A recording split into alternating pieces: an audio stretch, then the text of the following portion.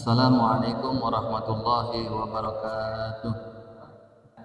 Sebelum saya lanjutkan, saya masih punya PR pada minggu lalu. Pertanyaan dari jamaah, ini ada 3 ya. Pertanyaan berkaitan yang pertama, yaitu yang disampaikan oleh Kang Tommy, nggak hadir ya pada malam hari. Kang Sofyan ya, tidak hadir pada malam hari ini. Beliau bertanya, kalau memang para utusan Allah itu adalah orang-orang yang cerdas, kenapa Rasulullah Shallallahu Alaihi Wasallam Nabi kita itu tidak bisa baca tulis, ya kan? Tanyaan begitu. Sehingga dengan Rasul tidak bisa baca dan tulis ini, dicelalah oleh orang-orang yang membencinya dengan mengatakan, bagaimana mungkin gitu ya, orang yang tidak bisa baca dan tulis itu menjadi seorang nabi, apalagi dikatakan cerdas.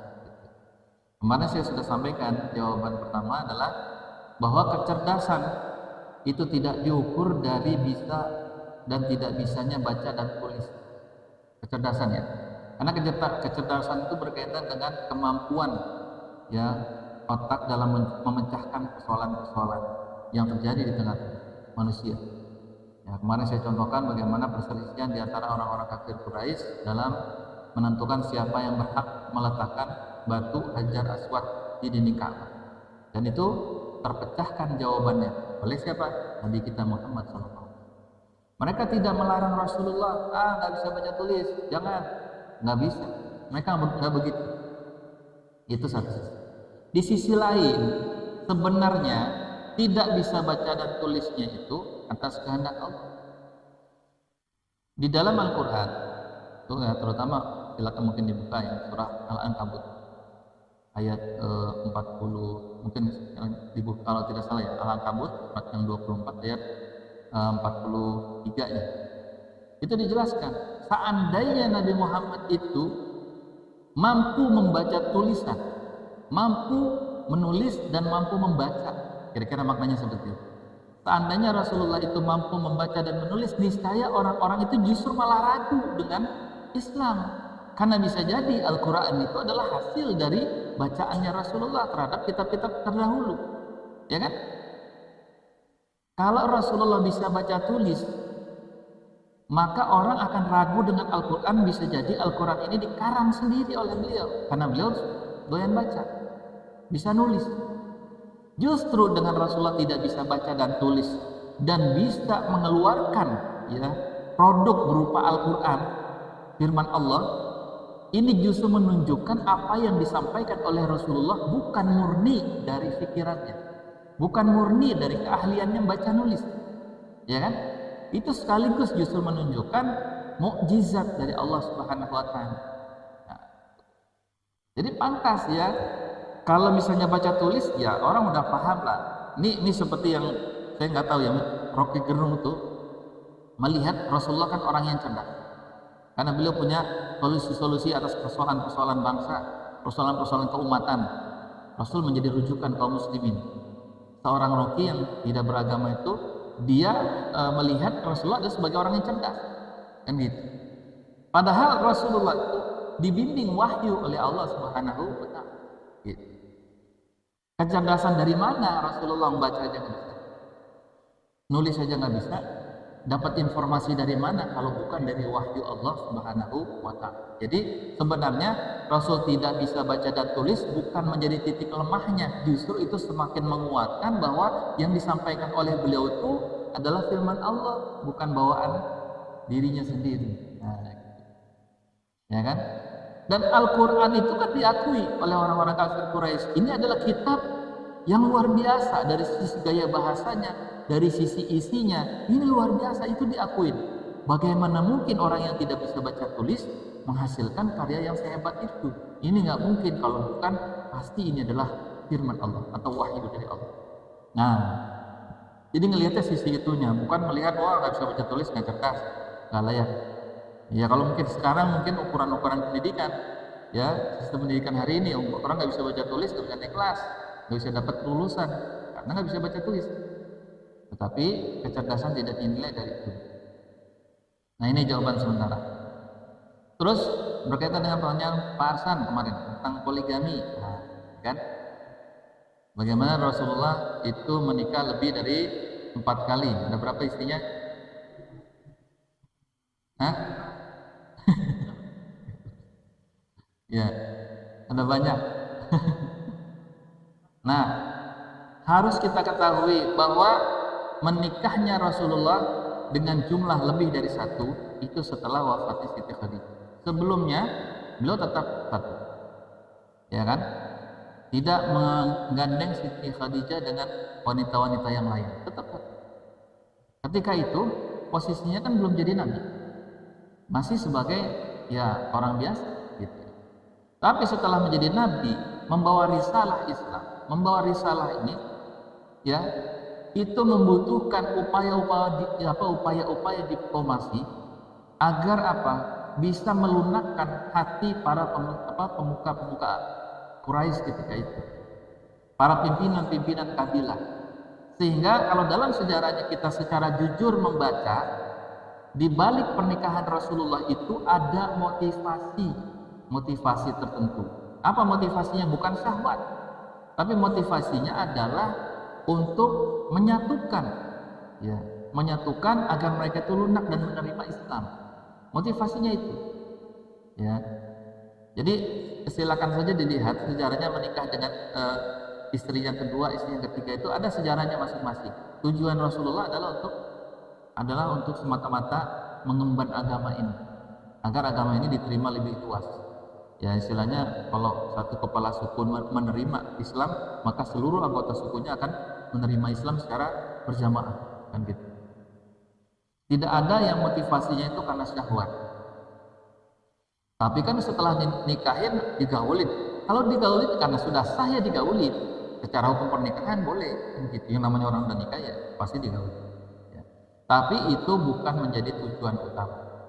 Karena kalau sebagaimana tuduhan orang-orang kafir bahwa Rasulullah itu menikahi lebih dari 4 itu karena syahwat, seandainya nih, karena syahwat, harusnya mungkin lebih dari 100 istrinya.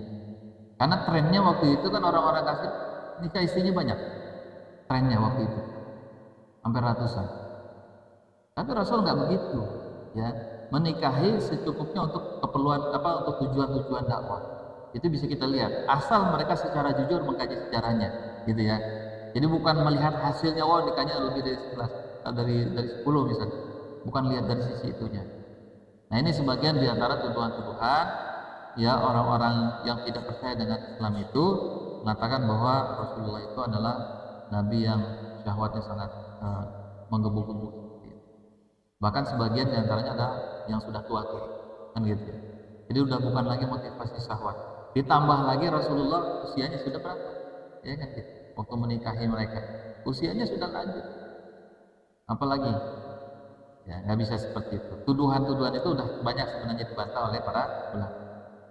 Terus yang ketiga dari Kang Jihad berkaitan dengan minta tips agar kaum muslimin, masyarakat Islam ini tidak terjerumus kepada penyesatan yang dilakukan oleh orang-orang tertentu ya, yang atas nama karomah misalnya, atas nama karomah, tahu karomah? Keistimewaan ya, kelebihan-kelebihan yang dimiliki oleh seseorang atas nama para wali misalnya, sehingga kadang-kadang karomahnya itu melebihi daripada mukjizat yang diberikan Allah kepada para nabi. Nah ini memang persoalan yang tidak sedikit menyesatkan manusia. Saya katakan tidak sedikit karena memang banyak gitu. Kalau dulu saya pernah ya, ada istilah mungkin kita mengenal, ada istilah ilmu hitam, ilmu putih kan gitu ya. Ilmu hitam itu yang pakai mantra-mantra bahasa Jawa, bahasa Sunda gitu ya. Mantranya macam-macam tuh. Yang pelet tujuannya untuk pengasihan, yang tujuan untuk bisa kelihatan terus tampan, awet muda, menarik dan sebagainya, berwibawa. Bacaan-bacanya kalimat-kalimat aneh lah kan gitu. Nah, yang ilmu putih katanya pakai zikir, ada zikirnya, ada salawatnya. Kalau melakukan aksi dia pakai Bismillah, Auzubillah, pakai salawat Nabi. Ini kita harus dudukan persoalannya, ya. Bahwa yang namanya mukjizat, oke lah kita sudah paham ya. Mukjizat itu hanya terjadi pada para nabi. Kalau karomah itu ada di dalam Islam. Karomah ini hanya diberikan oleh Allah kepada para walinya. Dan konteks wali-waliullah itu ada disebutkan di dalam Al-Quran. Misalnya dalil secara umumnya, ala inna awliya Allahi la khawfun alaihim wa la hum yahzanun. Ketahuilah bahwa sesungguhnya wali-wali Allah itu la khawfun alaihim wa la hum yahzanun. Tidak pernah merasa takut mereka tidak pernah merasa takut dan mereka tidak pernah merasa bersedih hati. Jadi yang ditakutkan oleh waliullah itu hanya Allah Subhanahu wa taala. Mereka tidak pernah bersedih hati terhadap urusan-urusan dunia. Ya. Ini wali-wali Allah. Nah, ada wali-wali Allah yang Allah sebutkan contohnya di dalam Al-Quran. Misalnya siapa? Wali-waliullah. Kalian kenal nggak? Contoh yang diceritakan di dalam Al-Quran yang termasuk kategori waliullah. Dia bukan nabi, tapi orang soleh yang mendapatkan karomah dari Allah Subhanahu wa taala, keistimewaan. Contohnya misalnya Ashabul Kahfi. Ya, pemuda Ashabul Kahfi. Yang dia adalah orang-orang soleh yang kemudian Allah Subhanahu wa taala berikan karomah kepada mereka tidur selama berapa tahun? 300 plus 9 tahun, ya. Jadi di dalam Al-Quran disebutkan mereka ditidurkan oleh Allah 300 tahun plus 9 tahun. Coba bayangin, ya, ada nggak manusia yang bisa tidur selama ratusan tahun? Nggak ada. Justru ketika Allah berikan karomah kepada seseorang, kemuliaan kepada seseorang atau keistimewaan kepada seseorang, dia mampu tidur, ya, selama 309 tahun, 3 abad plus 9 itu berapa generasi? Ya, bisa sampai kalau satu generasi 70 tahun misalnya, mengikuti umurnya Nabi Muhammad gitu ya, 70 tahun berarti 300 dibagi 7 berapa? Bisa 5 generasi, ya, 5 generasi itu bisa hidup, pas bangun hidup gitu loh. Ini artinya apa? Keistimewaan yang Allah berikan khusus kepada hamba-hambanya yang bertakwa. Itu contoh karomah. Jadi karomah itu ada, ya. Karomah itu ada, keistimewaan yang dimiliki oleh hamba Allah itu ada. Allah ceritakan di situ dalam Al-Quran. Ada lagi yang lain, misalnya siapa hamba Allah yang Allah berikan karomah? Siti Maryam. Siti Maryam bukan nabi. Dia adalah hamba Allah yang salihah. Ya. Dia apa karomah yang dimiliki oleh Siti Maryam? Setiap Nabi Zakaria masuk ke mihrabnya, selalu didapati di situ makanan yang sudah tersaji. Ditanya kepada Siti Maryam, makanan ini dari mana? Dari Allah Subhanahu wa taala. Nggak ada yang masak. Tapi setiap hari, setiap Nabi Zakaria masuk, pasti sudah ada makanan. Nah, ini Allah berikan kemuliaan kepada Siti Maryam karena kesolehaannya. Nah, dengar nggak ceritanya? Ya, itu diceritakan di dalam Al-Quran surah Ali Imran, ya, ayat 34 atau 43 sekitar. Itu. Nah, dia dimasukkan ke dalam surat Ali Imran karena memang Siti Maryam ini termasuk yang disebut dengan Ali Imran, keluarga Imran. Jadi apa hubungan Siti Maryam dengan Nabi Zakaria? Hubungannya itu adalah istilahnya paman ipar. Nabi Zakaria punya istri namanya Isa. Ya, Nabi Zakaria punya istri namanya Isa. Isa ini punya saudara perempuan namanya Hannah. Hannah ini adalah ibunya Siti Maryam. Jelas, ya? Nabi Zakaria punya istri, istrinya punya saudara perempuan namanya Hannah. Hannah ini adalah ibunya dari Siti Maryam. Hannah ini suaminya siapa? Imran. Ya, makanya disebut Ali Imran, keluarga Imran, keturunan Imran. Ini orang dari Bani Israel. Ya, Bani Israel. Nah, makanya disebut Ali Imran, keluarga Imran adalah keluarga orang-orang yang soleh sebenarnya. Jadi keturunan dari Imran. Nah, Siti Maryam ini ditinggal wafat oleh ayahnya Imran sejak dia belum masih kecil. Jadi ceritanya gitu. Nah, Karena ibunya namanya Hannah ini bernazar, jadi dia punya nazar kalau nanti lahir anaknya dia ingin mewakafkan anaknya untuk mengabdi di Baitul Maqdis. Ya. Nah, karena nazarnya inilah akhirnya kemudian para rahib-rahib Bani Israel ini, orang-orang Yahudi ini pengen memperebutkan Siti Maryam untuk diasuh oleh mereka. Sampai mereka itu mengadakan perundian, ya, pengundian. Itu dijelaskan dalam Al-Qur'an surah Al-Imran selanjutnya ayat 44. Sampai diundi. Sampai di situ disebutkan dalam Al-Qur'an itu adalah berita gaib dari Allah kepadamu wahai Muhammad, ya. Bagaimana orang-orang rahib Yahudi itu melakukan pengundian, melempar pena mereka. Jadi mereka itu ngundinya caranya ngelempar pena. Penanya itu kan kalau zaman dulu mungkin dari bulu ya, ringan gitu ya. Jadi mereka diundi ngelempar pena ke sungai. Lempar ke sungai, siapa yang penanya tenggelam kalah. Siapa penanya yang ngambang, nggak nganyut, dia menang. Ternyata pena itu dimenangkan oleh siapa? Nabi Zakaria. Akhirnya hak asuh Siti Maryam diasuh oleh Nabi Zakaria. Atas bimbingan Nabi inilah Siti Maryam menjadi orang yang salehah. Ini karamahnya. Dia mendapatkan makanan dari Allah Subhanahu wa taala. Karamah yang kedua, dia ya Siti Maryam bisa hamil tanpa adanya laki-laki yang mencampurinya. Hamil tiba-tiba tanpa ada laki-laki yang mencampurinya. Ini adalah karamah juga dari Allah.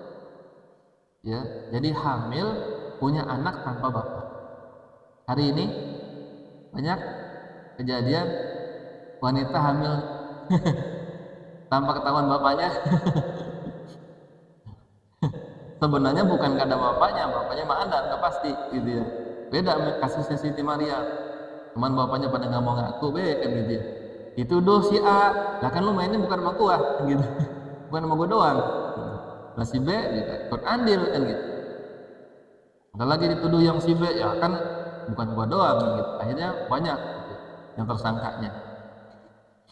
Nah Siti Maryam itu kelebihannya seperti itu, karomah yang Allah berikan kepada wanita yang salehah. Nah terus kalau dari di selain Al-Quran ada siapa lagi orang yang diberikan karomah? Ini saya kasihkan contoh-contoh untuk menegaskan bahwa karomah itu ada. Allah berikan keistimewaan kepada orang-orang tertentu karena kesolehannya itu ada. Termasuk misalnya Umar bin Khattab radhiyallahu anhu. Beliau juga diberikan karomah oleh Allah Subhanahu wa taala. Pada saat beliau menjadi khalifah, beliau sedang ada di Madinah. Ketika itu beliau mengutus pasukan untuk berhadapan dengan pasukan Persia di Syam dalam perang yang disebut dengan perang Nahrawan. Ya, perang Nahrawan ini menjadi perang terakhir dengan Persia karena ketika Persia dikalahkan pada perang Nahrawan, disitulah runtuh kekaisaran Persia. Jadi negara adidaya yang besar ketika itu berhasil ditaklukkan di masa Umar bin Khattab radhiyallahu anhu lewat perang yang terakhir, perang Nahrawan. Nah, ketika berkecamuk perang Nahrawan ini di wilayah Syam, Umar bin Khattab di Madinah itu dibukakan matanya oleh Allah. Pandangannya dibuka oleh Allah Subhanahu wa taala melihat pasukan kaum muslimin sedang terdesak ketika itu. Sehingga kemudian Umar bin Khattab berteriak, "Wahai pasukan kaum muslimin, ya, pergilah ke bukit." Jadi Umar bin Khattab bilangnya di Madinah. Tapi suaranya itu dipastikan didengar oleh seluruh pasukan kaum muslimin hari itu. Seluruh pasukan kaum muslimin mendengar suara Umar. Akhirnya mereka semua bergegas berangkat ke bukit, lalu mempersiapkan pasukan perang untuk menyerang kembali pasukan Persia ketika itu. Dan akhirnya kaum muslimin diberikan kemenangan oleh Allah. Pulanglah mereka ke Madinah menceritakan kejadian itu. Ya, semua bersaksi bahwa mereka mendengar suara Umar bin Khattab menyerukan untuk naik ke gunung. Itu karomah yang Allah berikan. Keistimewaan itu Allah berikan kepada Umar bin Khattab. Nah, dari sini maka rahimakumullah jelas bagi kita ada perbedaan antara mukjizat, karomah dan sihir. Sihir. Apa bedanya? Pertama, kalau mukjizat atau karomah adalah atas kehendak Allah. Karena sifat jaiznya Allah Allah bebas memberikan karomah kepada siapa saja. Jadi ini bukan kehendak manusia, nggak ada murni kita pengen A jadi A, kita pengen B jadi B. Murni kehendak Allah. Allah perintahkan kepada Nabi Musa, lemparkan tongkat ke laut, ketukkan tongkat ke laut, belah. Lemparkan tongkat menjadi ular. Ya kan? Allah perintahkan kepada api, kepada Nabi Ibrahim, wahai api dinginlah dan selamatkanlah Nabi Ibrahim. Dingin apinya. Ini semua atas kehendak Allah.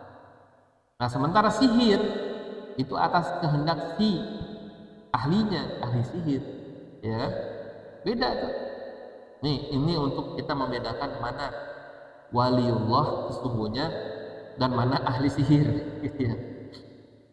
Yang kedua, karomah itu ya dia bermanfaat kepada menyelamatkan manusia, kedua untuk memenangkan agama. Jadi bermanfaat untuk menolong manusia atau untuk memenangkan agama. Sementara sihir untuk pertunjukan, untuk menunjuk kekuatan, bahkan adu kekuatan. Jadi tunjukkan untuk apa? Menakut-nakuti manusia dan lain sebagainya. Bedanya di sini. Terus perbedaan lagi antara mukjizat dengan sihir, bahwa mukjizat tidak perlu ada konteks ritual tertentu, tidak perlu ada zikir tertentu untuk menajamkan keahliannya, ilmunya. Tidak perlu misalnya melakukan puasa tertentu. Sementara sihir mesti melakukan serangkaian ritual, baik itu mungkin yang dengan sesajian atau misalnya tadi zikir-zikir yang menggunakan ayat-ayat suci Al-Quran tapi yang tidak diajarkan di dalam Al-Quran, ya. Misalnya kalau dulu tuh ya, kalau pengen punya kekuatan seperti baja itu kebal, diajarin tuh bacanya apa? Ya Qawiyu ya Muqit, ya Qawiyu yang maha kuat, ya Muqit yang menguatkan. Dizikirin tuh ya Qawiyu ya Muqit sampai ribuan kali supaya dapat ilmu kembal. Nah, ini keliru. Jelas ya, yang namanya karomah itu tidak perlu zikir dan ritual tertentu. Dia datang secara otomatis dari Allah Subhanahu wa taala. Makanya kalau ada yang bilang ini ilmu putih nih, karena diajarin dengan selawat, dengan bismillah, dengan auzubillah, ya, dengan kalimat-kalimat thayyibah, keliru. Kalau masih pakai ritual itu sihir. Ya, jangan salah. Jadi nggak ada ilmu putih. Gitu. Jadi beda sekali hadirullah kalau ada orang-orang yang ngaku ya dia adalah para wali. Nah, sementara para wali itu sebenarnya kadang-kadang para wali itu tidak mengerti dia sendiri adalah waliullah. Kenapa dia tidak mengerti? Karena dia sendiri adalah waliullah, karena dia tidak tahu mana di antara amal-amalnya yang diterima oleh Allah Subhanahu wa taala. Dia hanya fokus ibadah saja, mendekat dengan Allah dengan amalan-amalan yang diperintahkan, terutama yang difardukan. Dia hanya mentaati Allah saja, sudah taati. Selebihnya ternyata Allah berikan berbagai macam kemudahan dalam hidupnya, kemudahan dalam menyelesaikan persoalannya. Allah berikan kecerdasan kepadanya dan lain sebagainya. Itu adalah kemuliaan yang Allah sudah berikan kepada para wali, bukan sesuatu yang dipelajari. Ya. Jadi sampai di sini jelas ya. Nah. Atau mungkin sebelum saya lanjut ada yang ingin tanyakan? Buat yang bertanya, Pak Arsan, udah dijelasin? Jadi nikahnya Rasul ada tujuan agama ya.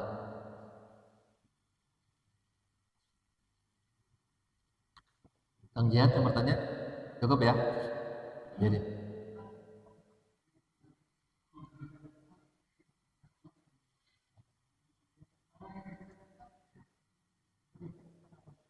ya.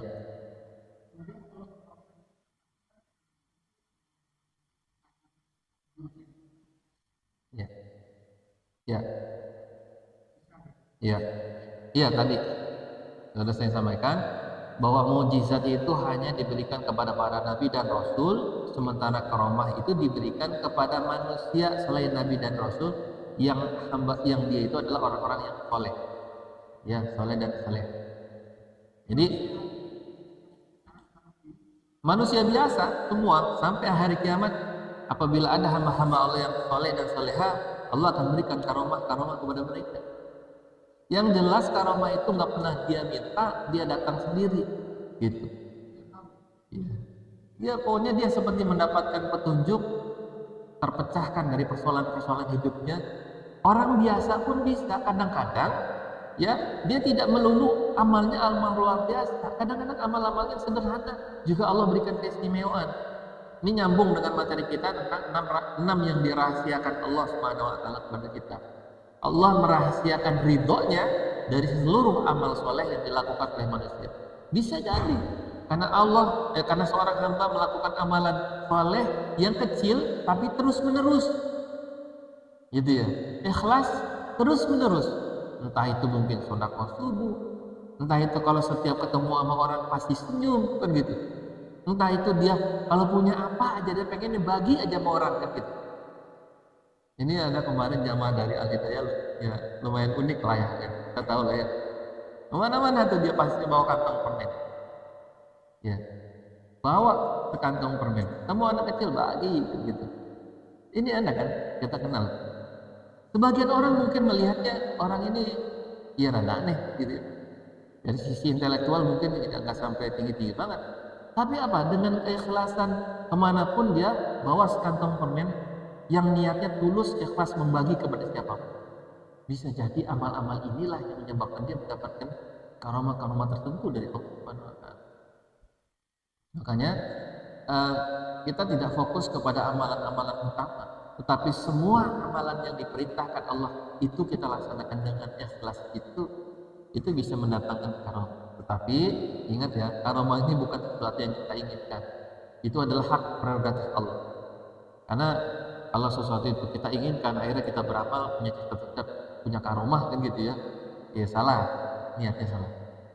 Yang jelas Allah sudah berikan jaminan. Wa may yattaqillah yaj'al lahu makhraj. Siapa orang yang bertakwa kepada Allah, Allah jadikan jalan keluar dari semua persoalan-persoalan.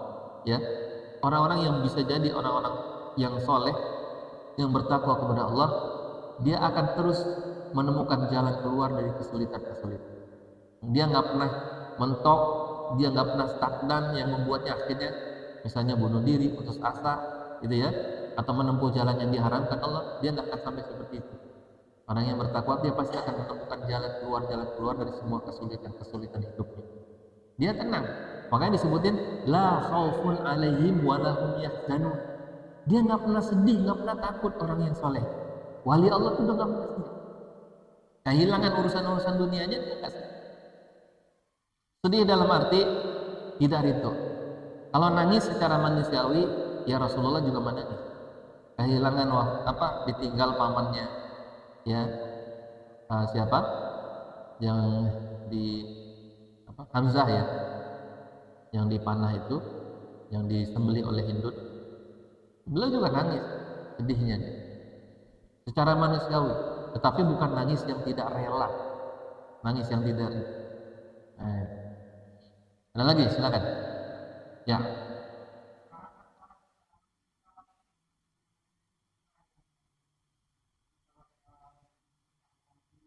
Iya.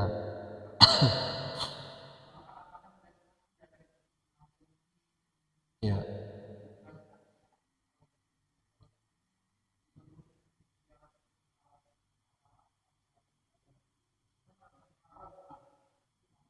Iya. Benar, ini masih nyambung ya ke makam-makam para wali, ya, ziarah. Kita harus dudukan persoalan ziarah ini. Pertama, dia adalah sesuatu yang termasuk kategori sunnah. Ziarah kubur, menziarahi kuburan, ya, baik ke kuburan orang tua, kuburan kaum muslimin, ya, ataupun kuburan para ulama. Siapa saja secara umum ziarah itu adalah perkara yang disunahkan. Yang kedua, tujuan untuk berziarah adalah mengingatkan kita tentang kematian. Jadi orang datang ke kuburan semakin ingat dengan kematian, semakin ingat dengan akhirat. Bukan datang ke kuburan semakin menggebu-gebu untuk mengejar dunia. Ya, jangan salah gitu. Datang ke kuburan, ya, berdoanya untuk dunia. Boleh nggak? Ya untuk minta dunia kan kita memang dianjurkan. Rabbana atina fid dunya hasanah wa fil akhirati hasanah. Tetapi jangan sampai untuk tujuan-tujuan dunia saja. Yang itu yang kedua ya. Jadi datangnya ke kuburan ziarah itu adalah sunnah. Yang kedua tujuannya adalah untuk mengingatkan kepada kematian. Yang ketiga tujuannya adalah untuk mendoakan almarhum almarhumah. Makanya diajarin ketika masuk ke alam kubur ya, masuk ke kuburan gitu ya, kita mendoakan kepada ahlan diyar ya, kepada ahli orang-orang yang sudah ada di kuburan. Kita doakan semoga ya mereka itu ya diringankan azabnya atau dihapuskan seluruh dosanya, terima amal ibadahnya dan lain sebagainya. Kita doain yang di kuburan. Nah, saya nggak tahu apakah memang benar adanya orang yang meminta kepada almarhum almarhumah. Kalau betul ada, maka ini keliru meminta kepada jenazah. Ya, ya, iya, iya, iya. Termasuk ke makam-makam para wali yang memiliki karomah-karomah tadi misalnya gitu ya. Tujuannya apa? Mendoakan almarhum ataukah meminta kepada almarhum? Begitu.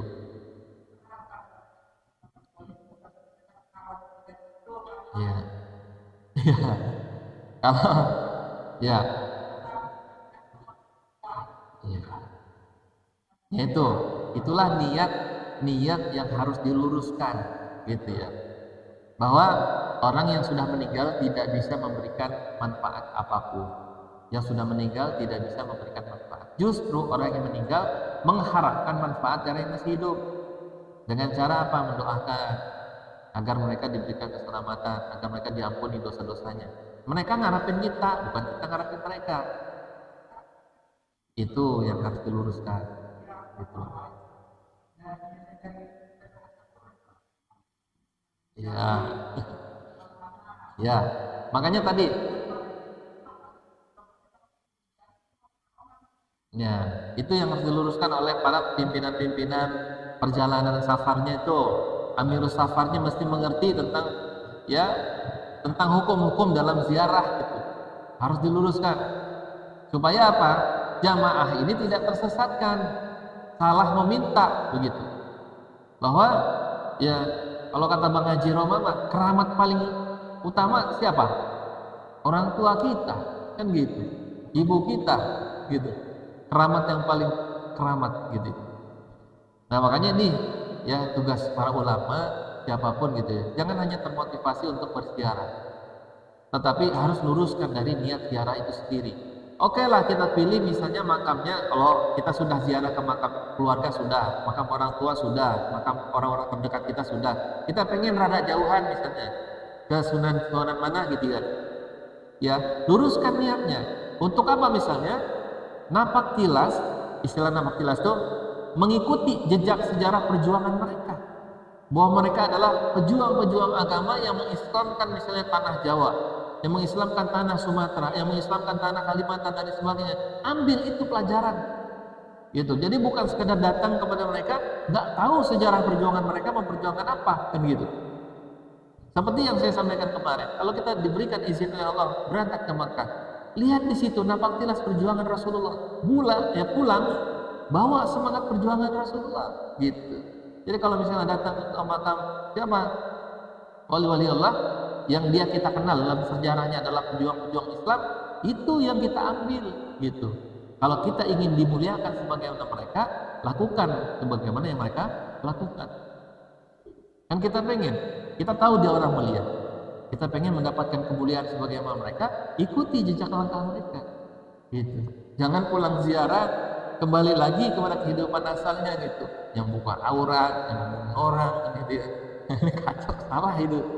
Ini memang leadernya ya, tanggung jawab amirus safarnya, pemimpin perjalanannya gitu.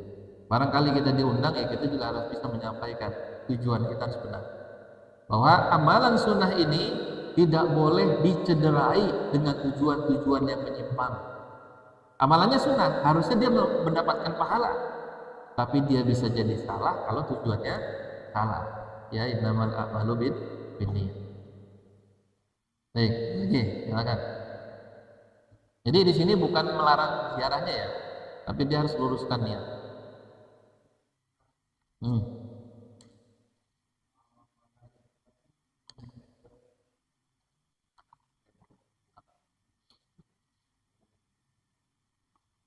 Iya.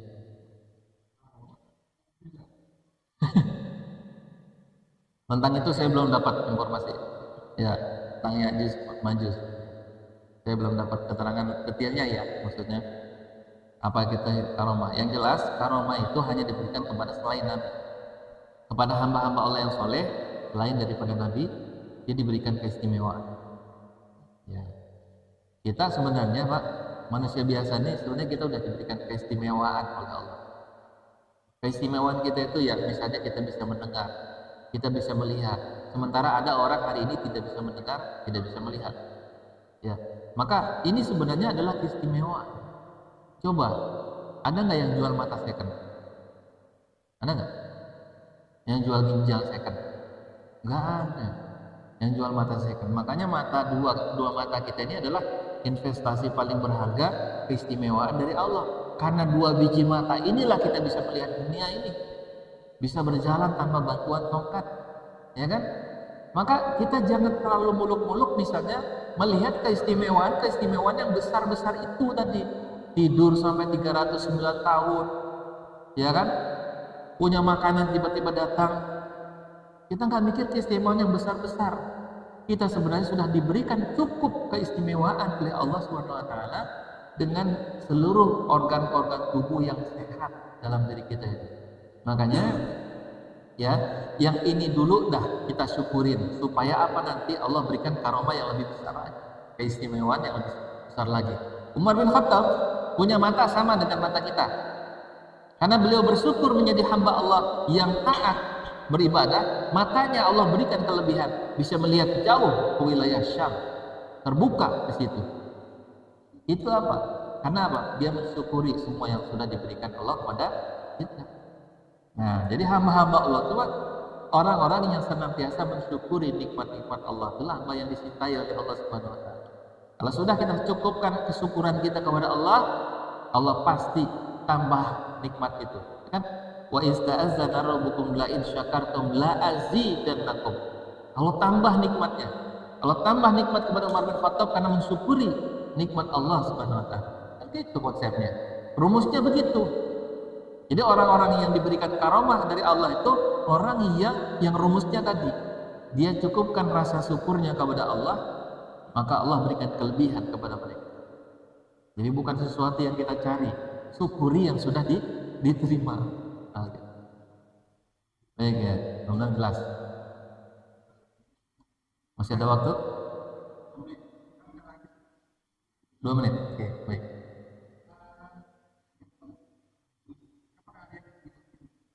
Ya. Iya. Ya. Ya. Ada setiap kekurangan Allah berikan kelebihan. Ini menunjukkan tentang maha adilnya Allah Subhanahu wa taala dari semua ciptaan-ciptaannya. Ya. Lalu apakah itu termasuk karomah dari Allah Subhanahu wa taala? Bisa jadi. Ya, bisa jadi. Karena bisa jadi juga ada orang yang cacat tidak hafal Quran. Dia tidak bisa melihat juga tidak hafal Quran. Bisa jadi ada. Tapi kalau ada orang cacat kemudian dia bisa hafal Al-Quran, dia bisa jadi itu adalah bagian dari karomahnya Allah Subhanahu wa taala. Makanya ulama-ulama yang melihat orang-orang seperti ini itu biasa datang dicium tangannya. Kenapa? Dia punya kemuliaan tersendiri di tengah-tengah kelemahan-kelemahannya. Makanya memang kita ya tidak boleh memandang remeh dari makhluk yang diciptakan oleh Allah. Jangan pernah. Ya karena bisa jadi di tengah kelemahannya itu Allah berikan kemuliaan.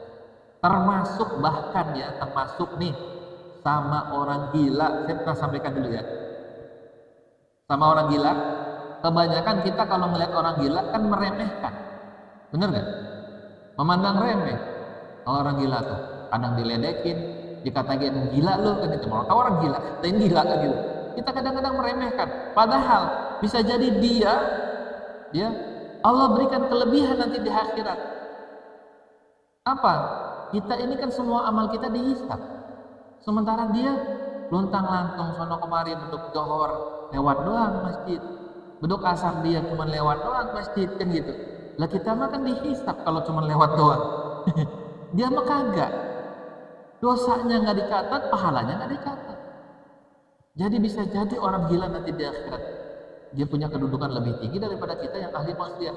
Makanya ada ulama bilang begini, kenapa anjing itu kalau suara azan dia menggonggong? Ya, ada kemarin sebutkan dia itu sebenarnya bersyukur diciptakan menjadi anjing yang tidak perlu ada istilahnya lalai terhadap sholat. Kenapa? Anjing tidak diperintahkan sholat. Sementara manusia ketika azan dia mesti segera sholat. Anjing itu bersyukur diciptakan jadi anjing yang tidak perlu mengerjakan sholat. Nah, itu istilahnya begitu. Ini untuk pelajaran sebenarnya buat kita. Ya Allah, apakah anjing seperti itu? Baik, mudah-mudahan ini menambah kualitas keimanan kita ya, semakin yakin dengan janji Allah Subhanahu wa taala. Kita akhiri, nanti insya Allah kita lanjutkan dalam pertemuan berikutnya. Kita akhiri dengan hamdalah dan doa tulis. Alhamdulillahirabbil alamin. Subhanakallahumma wa bihamdika asyhadu an la ilaha illa anta astaghfiruka wa atubu ilaik. Assalamualaikum warahmatullahi wabarakatuh.